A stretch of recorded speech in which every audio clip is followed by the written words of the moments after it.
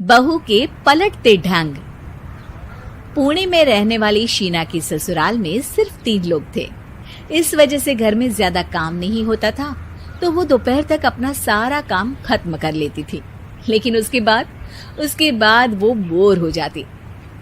इस वजह से उसने शिनचैन कार्टून देखना शुरू कर दिया, जो धीरे धीरे उसके व्यवहार पर इतना इफेक्ट करता गया कि वो खुद भी शिनचैन जैसी ही बातें करने लगती है। एक रात डिनर करते हुए, अरे बहू, जरा अचार तो देना। ओहो ससुमा, आपसे इतना काम भी नहीं होता। इस तरह तो आप जल्दी जल्दी बुढ़िया हो जाओगी। अरे शीना, ये तुम कैसे बात कर रही हो? आपको तो कुछ भी समझ में नहीं आता। ये शीना का शिनचैन स्टाइल है। ऐसा बोलकर शीना वहाँ से चली जाती है। अगली सुबह शीना सबके उठने से पहले ही घर का काम खत्म करके कार्टून देखने बैठ जाती है। अरे वाह बहू, कमाल ही कर दिया। इतनी जल्दी सारा काम खत्म कर दिया। बस भी कीजिए, अब मैं इतनी भी कुछ खास नहीं। ओफो, तुम और तुम्हारे शिनचैन का भूत, जाने कब नॉर्मल इंसान की तरह बात करोगी। मॉम, आप तो बस मुझसे जलती रहती हैं। आपको क्या पता मेरी लाइफ कितनी मुश्किल है। अच्छा छोड़िए, अब मैं शॉपिंग के लिए जा रही हूँ। हाँ, तो ये है तुम्हारी मुश्किल लाइफ। शीना शॉपिंग करने मार्केट पहुँच जाती है, जहाँ उसे जय के ऑफिस की एक लड़की मिलती है। हेलो, आप जय की वाइफ है ना? हेलो, मेरा नाम शीना है। मैं 26 साल की हूँ और मुझे शिमला मिर्च बिल्कुल भी पसंद नहीं है, पर शिमला जा सकती हूँ। हाँ। शीना की बात सुनकर लड़की आगे कुछ बोले बिना वहाँ से चली जाती है। कमाल है, आजकल के बच्चों को इंटेलिजेंट लोगों से बात करना आता ही नहीं। शीना शॉपिंग करके घर वापस आती है, जहाँ सास और जय साथ बैठकर आइसक्रीम खा रहे होते हैं। मैं कितने मतलबी लोगों के बीच रह रही हूँ। एक छोटी प्यारी बच्ची के बारे में सोचे बिना सब आइसक्रीम खाने बैठ गए। अब इतना नाटक करने की जरूरत नहीं है। तुम्हारी आइसक्रीम फ्रिज में रखी है, खा लो। आइसक्रीम, मैं आ रही हूँ। इसी तरह दिन बीतते हैं।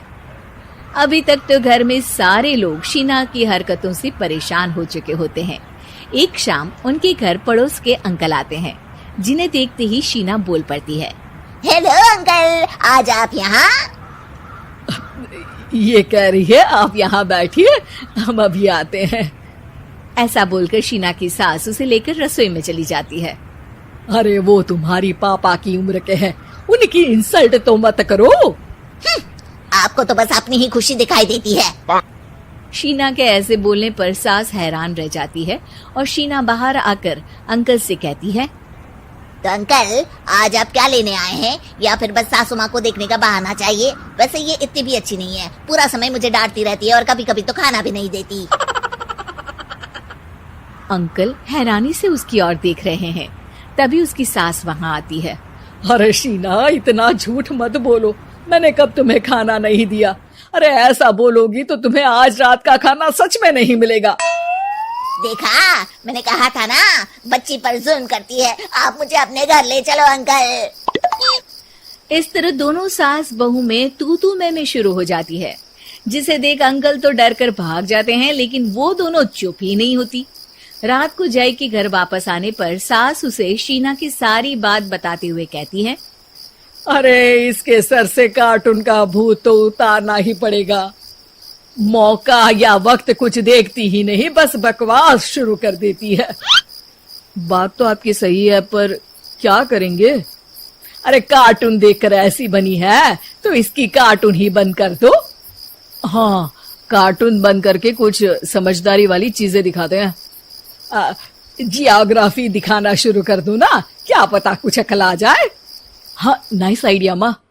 इस पर जय केबल टीवी पर ज्योग्राफी छोड़कर बाकी सारी चैनल बंद करवा देता है, पर शीना भी किसी से कम नहीं होती। ओहो पतिदेव, अपने आप को बहुत स्मार्ट समझते हो। शीना मोबाइल पर YouTube ऑन करके उस पर शिनचैन देखने लगती है। शीना की इस स्मार्टनेस को देखकर जय तो बेचारा सर खुजलाता ही रह जाता है। हमने इसे जरूरत से ज्यादा अंडर एस्टिमेट कर दिया, अब क्या करें माँ? अरे इंटरनेट बंद करवा दे बेटा। शीना को कार्टून की दुनिया से बाहर निकाल वापस इंसान बनाने के लिए अब जय इंटरनेट भी बंद करा देता है, जिससे शीना परेशान हो जाती है।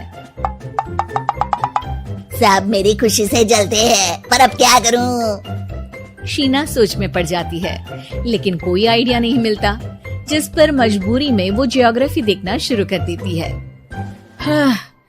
लगता है अब कुछ ही दिनों में इसके सिर से शिनचैन का भूत उतर ही जाएगा। हाँ बेटा, उम्मीद तो यही है। दिन बीतते हैं और घर में सब शीना के बोलने का इंतजार करने लगते हैं, लेकिन शीना टीवी में ऐसी खो जाती है कि उससे पूछे सवालों का हाँ या ना के अलावा और कुछ जवाब ही नहीं देती। देखते ही देखते हफ्ता बीत जाता है, तो सब्र का बांध तोड़ते हुए जय टीवी बंद कर खुद ही शीना से बात करने बैठ जाता है। क्या बात है शीना, पहले तुम ज्योग्राफी देखने को तैयार नहीं थी, और जब देखने बैठी तो इसके आगे किसी चीज की कोई सूध ही नहीं, ना किसी से बात करनी, ना घर का कोई काम। अरे माँ कब तक अकेले सब कुछ संभालेंगी? अभी भी तुम्हारे सर से शिनचैन का भूत उतरा कि नहीं? जब मादा भालू नर भालू से बात नहीं करती, तो वो उनका ध्यान अपनी तरफ आकर्षित करने के लिए बिल्कुल यही हरकत करते हैं। तुम नर भालू हो। शीना के ऐसा बोलते ही जय और उसकी मम्मी एक दूसरे की तरफ देख सर पकड़कर बैठ जाते हैं।